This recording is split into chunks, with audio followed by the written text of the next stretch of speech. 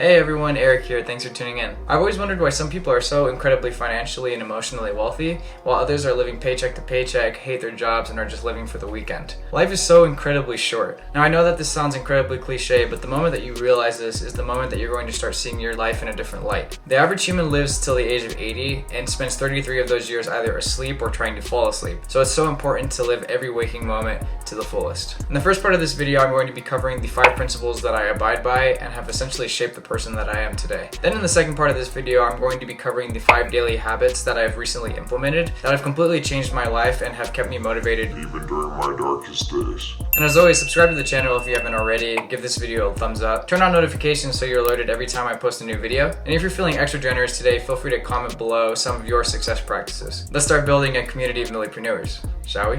Now first and foremost, you must find a powerful why. A why is a clear and concise reason that inspires you to take action and stay focused on your goals. Now for those of you who are money motivated like myself, don't get it twisted. Money is not a why, or at least not a good one. What inspired you to build a second Krusty Krab right next door to the original? Money! Money is earned as a direct result of providing value to society. It should not be the sole reason that you strive for success. Now I have a few powerful whys that motivate me every day, which are my family, financial freedom, and also my angel that I lost 4 years ago. I remind myself on a daily basis why I'm working so hard, and I actually use this wristband as a symbol of hope whenever I lose sight of those goals and to help keep me on track. And I highly recommend checking out Simon Sinek's Start With Why, which illustrates this point pretty well, and it can be applied to both business and personal life. The second principle that I abide by is writing down my short and long-term goals. There's just something about writing down your goals and visualizing them that makes them feel so close and real. Now there's a big difference between bragging to your friends about all of the things that you're going to be doing in the future, not impressive, versus sitting alone in your room brainstorming about all of the things that you're going to achieve in life, then actually taking action and achieving them. Pretty impressive. You can also create vision boards and mount them on your wall. Whenever you lack motivation, you can always just look at your vision board to remind you why you are working so hard. Third, and I cannot emphasize this point enough, strive to be the absolute best at what you do. My dad once told me, Eric, you can be a janitor for all I care. As long as you're the best damn janitor in the entire world, I'll never have a problem with it. Now I've taken this piece of advice to heart and really do strive to be the best I can be and all the things that I'm passionate about. It has also led me to be extremely competitive in my journey to achieve the best version of myself. Fourth, it is essential to cut out all negativity from your life and avoid comparing yourself to others. If you're unhappy with your current life situation, what steps are you taking in order to change that? Will you cut down on alcohol or drug consumption? Pick up a side hustle? Learn a new skill? As the great Albert Einstein once said, insanity is doing the same thing over and over and expecting different results. If you truly want to better your life, make sure to look at all the bad habits that you're currently practicing and eliminating them completely. Also, limit social media use, especially now. There is a ton of negativity at the moment on social apps, so I do my best to only use them when I'm trying to promote my content, spread positivity, or perhaps to play some music. Now this may be really hard to hear, but sometimes the people that are closest to you are the ones that want to see you fail. If you succeed, then your friends or family will actually feel bad about themselves for not working harder and achieving their own dreams. But if you fail, on the other hand, then that comforts them knowing that you didn't get ahead. Now that doesn't mean that these people are necessarily bad, it just means that they're human. Now what they don't understand is that every time that you fail, you become more resilient and you become smarter.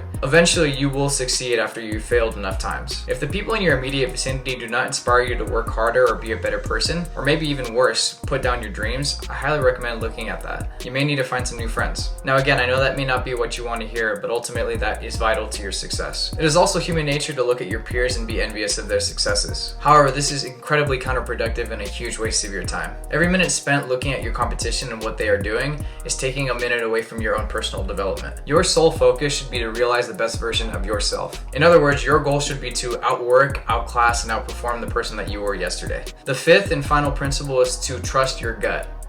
I guess it's down here.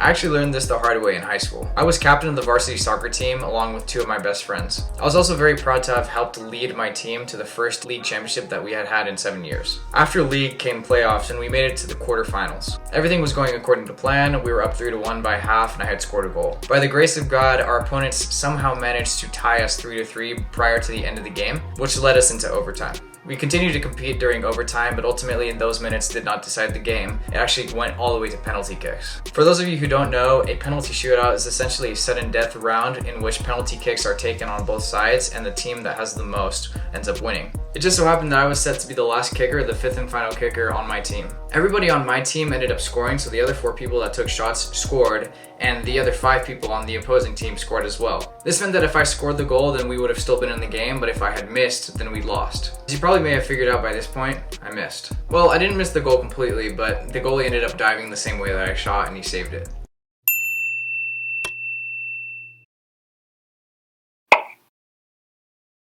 This was the last high school soccer experience that I ever had, and it left it on a very sour note, as you can imagine. The problem was that I completely diverged from my plan. I had been training for weeks to shoot left, and when the time came, I actually ended up shooting right instead, and that's where the goalie dove. Now, why is this all important? The reason why it's important is because I took this crappy experience and I learned from it. I now know to trust my gut and to never second guess myself or my abilities. It also taught me how to remain calm under pressure. And just a quick side note, we will always learn more from our failures and our successes. Now I'll be covering my daily habits that I recently implemented that have completely changed my life. First, I start off my day with a cold shower. There's a variety of different health benefits that I've experienced as a result of taking cold showers, like increased alertness, motivation, and willpower. And here's one for the ladies and gents that are trying to work on their beach bods: weight loss. This has translated into better performances at my work and has also helped me shave off 16 pounds from my frame over the past few months. However, please note that just taking cold showers isn't going to make you lose that weight that quickly. I started cutting my calories back in February and have been on a full body workout plan that I haven't missed since I was 19. I learned a lot about the health benefits of cold showers from a guy named Wim Hof. He's probably one of the most intense athletes on this planet, along with David Goggins. And I am not exaggerating. He was literally able to climb Mount Everest wearing just shorts and shoes. This man is literally shirtless, scaling the highest mountain on earth. He also set the record for the fastest half marathon on ice and snow while barefoot with a time of 2 hours and 16 minutes,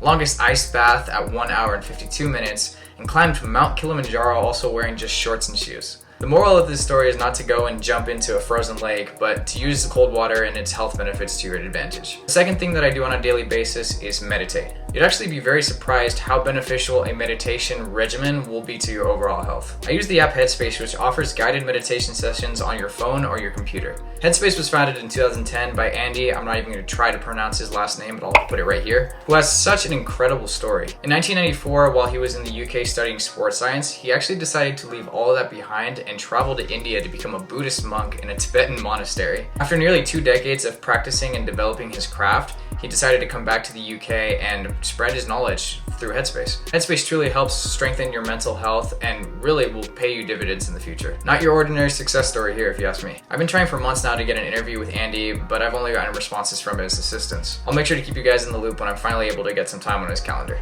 Also, if your friends laugh at you for meditating, pay them no mind. You know who you are. There's a reason why meditation has been practiced for centuries. Doing so will reward you with mental health benefits such as reduced stress and anxiety, and could even potentially lengthen your attention span. The third factor that's imperative to your success is daily exercise. It's truly incredible to see how lethargic I am pre-workout and how motivated and passionate I am post-workout. Staying in shape will undoubtedly make you look and feel good. This could be a quick morning run or swim, maybe going to the gym and getting a sick pump, or playing your favorite sport. Assuming it's not esports. Sorry, gamers. The fourth daily habit that I have implemented is either reading books or listening to audiobooks and podcasts. This actually ties into the workout portion of my day. I actually used to listen to music when I worked out, but I've realized that since I work out pretty consistently, that time could be better spent by just listening to something educational. That way I can exercise both my mind and my body simultaneously. I highly recommend checking out the following books: How to Win Friends and Influence People, Can't Hurt Me, The Millionaire Real Estate Investor, How to Be a Capitalist Without Any Capital,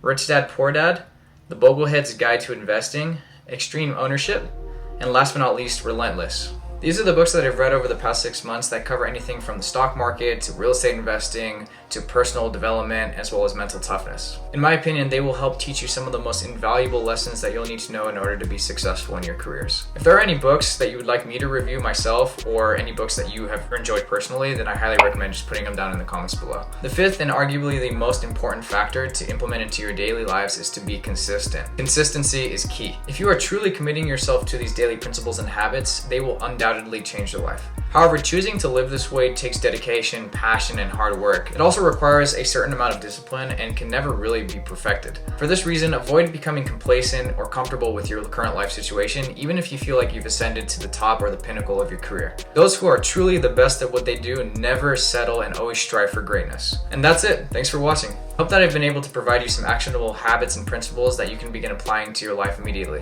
Please subscribe to my channel if you haven't already. Feel free to leave a like on the video. Check out my blog at millionpreneur.blog and feel free to follow me on Instagram at Eric_Anthony_Lopez. Thanks again for watching and see you next time.